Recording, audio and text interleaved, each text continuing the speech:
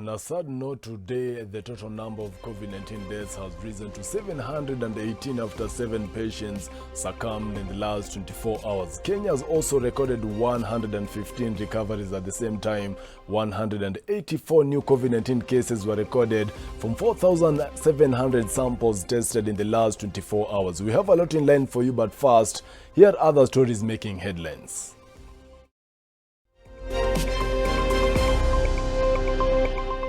7 more COVID-19 deaths in the country, even as bar owners have been warned against breaching laid-down measures. A section of Jubilee MPs dismissed claims that they staged a coup saying Jubilee is also their party. A family in Mathira, Nyeri County buries their 20-year-old posthumously in a river after efforts to retrieve his body for 8 months bore no fruits. A very good evening and welcome to Breaking Today. My name is Joel Church and our sign language interpreter is Teresia Washiri. Now, question of the day this evening we ask, should teachers and students be tested before reopening schools? Or should teachers and students be tested before reopening schools? Send in your comments via our SMS line of 111 444 111. It's 111 444 111, of course, without forgetting your name. And now we start. Legislators allied to the Deputy President have dismissed claims that they had staged a coup at the party headquarters, urging that it was impossible for them to stage a coup at their own party offices. Speaking after a closed-door meeting at the Jubilee headquarters, the 32 members of the National Assembly and the Senate criticized their opponents for spreading false information. David Kagina is preparing that story and he will be filing it in a few. And now moving on, President Uhuru Kenyatta kicked off his official visit to France on Wednesday evening at Élysée Palace, where he was received by his French host Emmanuel Macron. The two heads of state then witnessed the signing of 3 bilateral agreements that will see Kenya receive a whopping 1.6 billion euros that will be used in construction of the Nairobi-Mau-Nakuru highway, among other key development projects. Clifford Ndubi now reports. After receiving the French president in March last year, President Uhuru Kenyatta is on a mission to Paris, where he has signed into agreement a public-private partnership deal that would see Kenya benefit from a loan amounting to 1.6 billion euros meant for various projects. I think the largest component of our relationship is actually the education. We have had French students in France for many years, and we've also had French researchers in Kenya for very many years. I would even say that I'm one of those beneficiaries of those partnerships over 30 years ago. Over more than 50 years of strong ties between the two nations, education has proven to be one of the pivotal components between the two countries. Majorly Kenyan students flocking to French universities, where over 2,000 French researchers come into the country to conduct various research projects. We hope that along the route and the surrounding areas, other businesses will be able to grow. Another important project that's going to be discussed here, of course, is the Nairobi-Nakuru-Mau highway. This is going to be a dual carriage highway, and as all of you know, this particular highway is congested at the moment. President Uhuru Kenyatta will tomorrow preside over Kenya-France Business Forum organized by the French Business Confederation, where the meeting will bring together investors from the Kenya and France to discuss investment opportunities in Kenya, as well as explore avenues for increasing Kenyan exports into the lucrative French market. President Kenyatta is accompanied on his France visit by Cabinet Secretaries Rachel Omamo, who is from the Foreign Affairs, Ukur Yatan from Treasury, James Macharia, Infrastructure, and Betty Maina from the Trade Department. Clifford Ndubi, Switch TV. And now we have the story prepared by David Kagina, where legislators allied to the Deputy President have dismissed claims that they had staged a coup at their party headquarters, arguing that it was impossible for them to stage a coup at their own party offices. Speaking after a closed-door meeting at the Jubilee headquarters, the 32 members of the National Assembly and the Senate criticized their opponents for spreading false information. Take a look. With the invisible wedge seemingly cutting through Jubilee Party, The arrival of Deputy President William Ruto today morning at the party headquarters in the company of 38 legislators raised the concern, a move labeled by the president's allies as an attempted coup. Kuna habari tayari mmeenesha huko ya kusema tumefanya mapinduzi katika chama hapa. There is no coup, and hakuna mapinduzi tumefanya katika chama chetu. After the exchange of words between the party's vice chairman David Murathe and the deputy party leader Meru Senator Mithika Linturi held on to the stand that the rift is still under control. It is not out of order for us to meet in our own house, Jubilee Party headquarters. If there is anybody who had doubt that this is still our house and is our house, I think today their doubts are settled. Unaweza aje kufanya mapinduzi katika nyumba yako? Chama cha Jubilee ni chama chetu.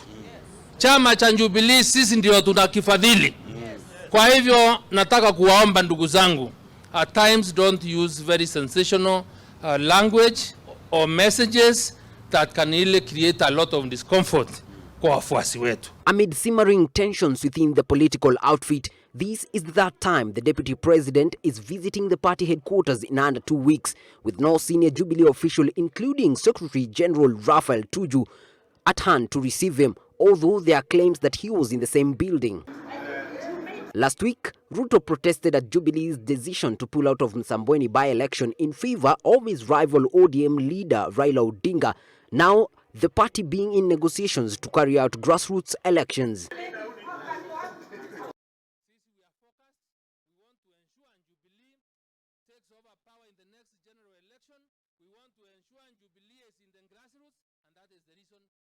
In fact, the registrar of political parties had given every political party by March this year, and we only surviving by reason of the mercy of COVID-19. Forget about the COVID-19 billionaires who we are not part of. But we were given a window to prepare, and now it is time, because we are opening back the economy. The government is agreeable that we open back the economy, so we want to go back to the grassroots. The timing of the DP's visit with the host of MPs while the president is out of the country for a state visit in France triggered protests from the president's allies, who termed the move a daring raid aimed at undermining the president. David Kagina, Switch TV.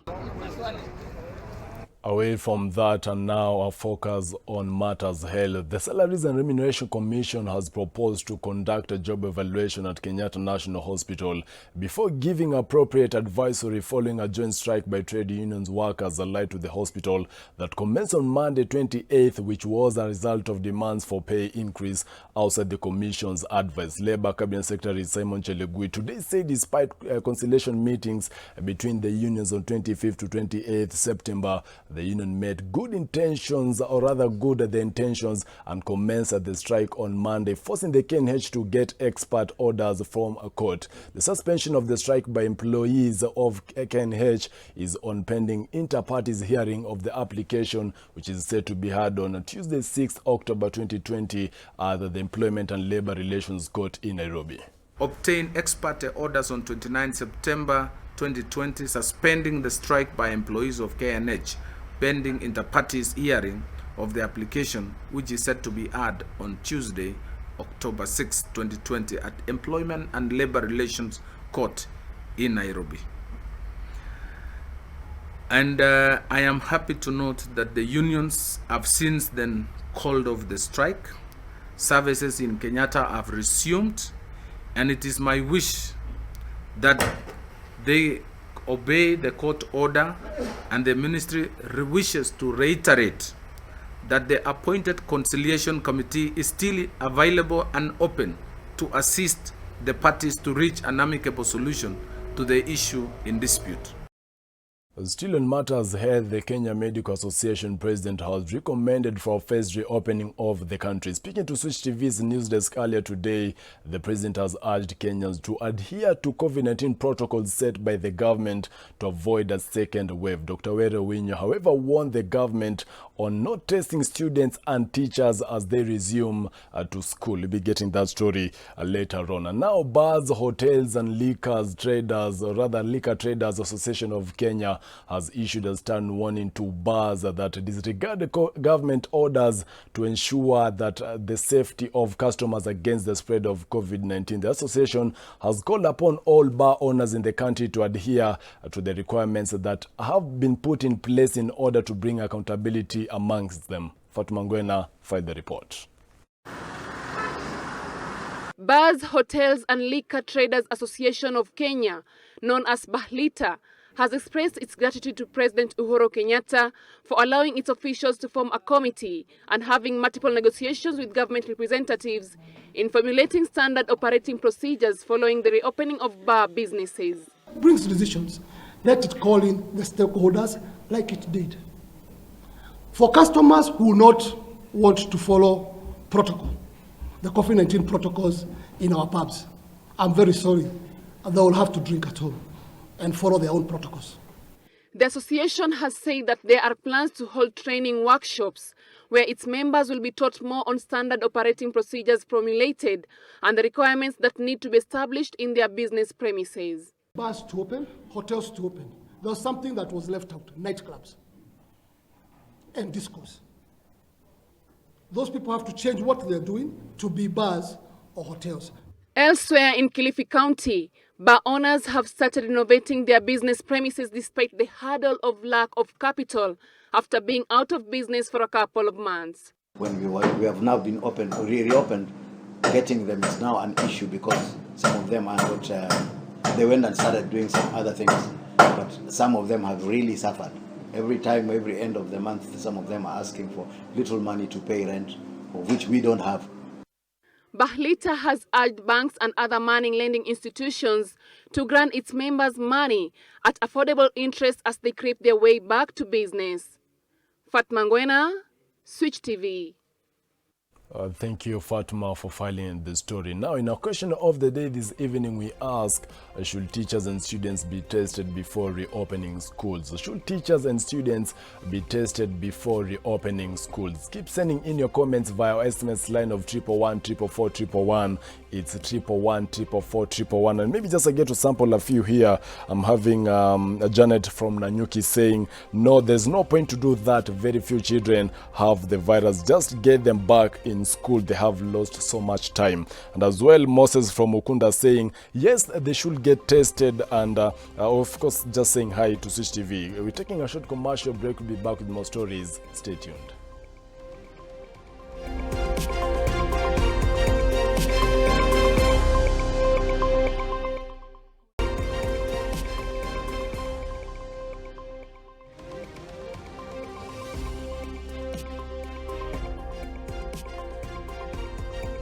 Breaking today. Moving on, embattled Tusky supermarket staff today held demonstrations in the streets of Nairobi and other parts of the country.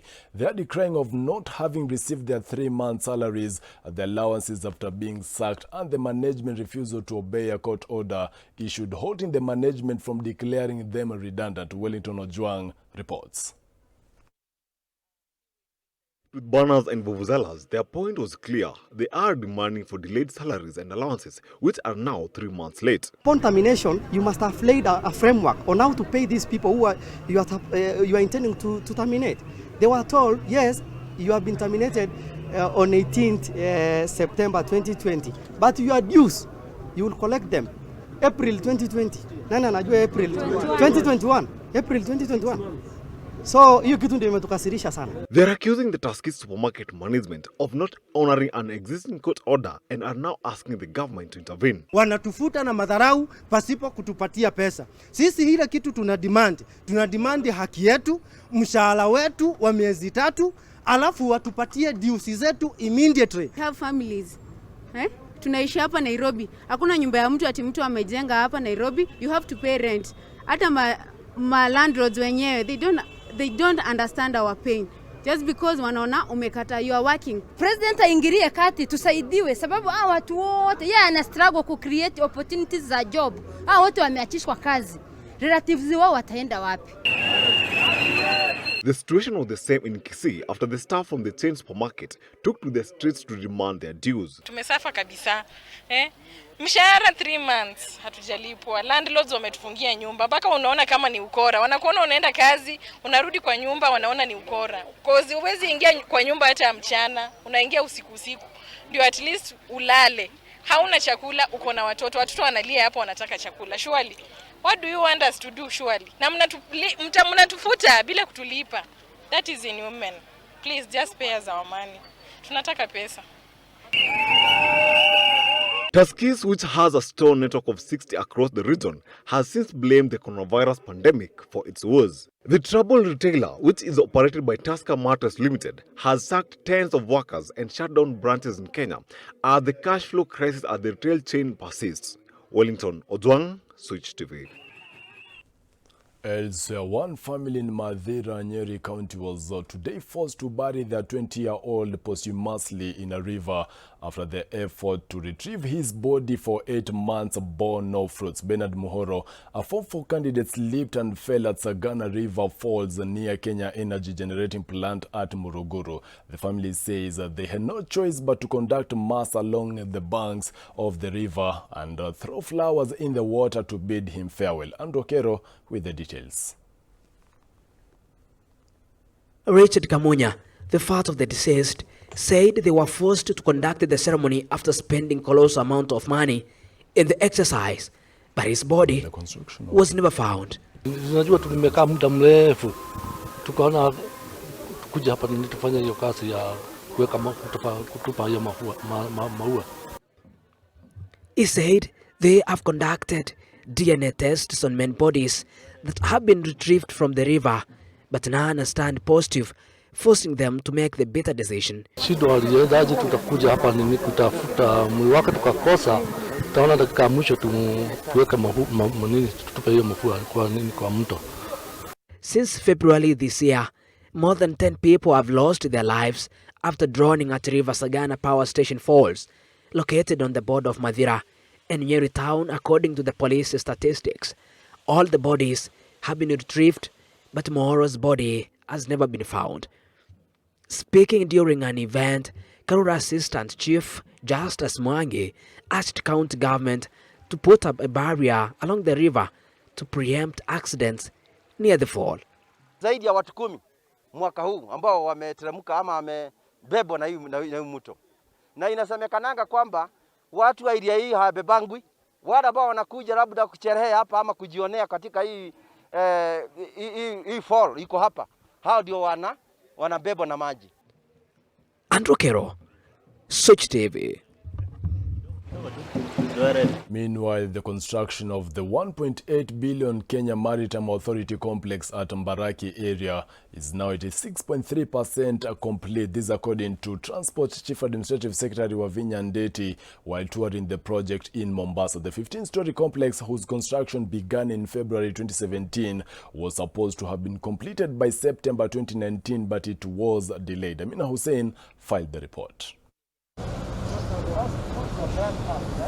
The construction of Kenya Maritime Authority progress, it's at the tail end and it will be through by February next year, according to Transport CAS Wavinya Ndeti.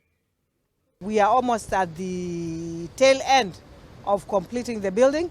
We had a few issues which we have managed to sort out. So what we've agreed with the contractor, God willing, by February, the project should be through. This is one of the, I think when you look in Mombasa, this is one of the most beautiful buildings here. The structure, which is at 86.3%, had some hitches where the contractor had issues on the electrical part of the project. Currently, the KMA offices are located at a building owned by Kenya's Port Authority, and once the project is done, only the people using the facility will be paying the Kenya Maritime Authority. Kuna controversy. Ile shida ilikuwa hapa ilikuwa moja ya contract about electricals. Na hiyo tumemaliza. DPP amechukua yake, sisi tumewachwa na yetu na tunaendelea na kazi. The Kenya Maritime Authority will house the Maritime Technology Corporation according to the plan stipulated after the completion of the project. Amina Hussein, Switch TV. In an effort to protect harmful content from children in film, Kenya Films Classification Board has partnered with artists to produce an animated TV series for children. Speaking while launching an animated TV series and Maadili Awards, which is a competition for artists and musicians who have had difficult time during this COVID-19 period, KFCB CEO Ezekiel Mutua has encouraged support of creating content that interprets the Kenyan culture. Nyakundi Kelvin with more.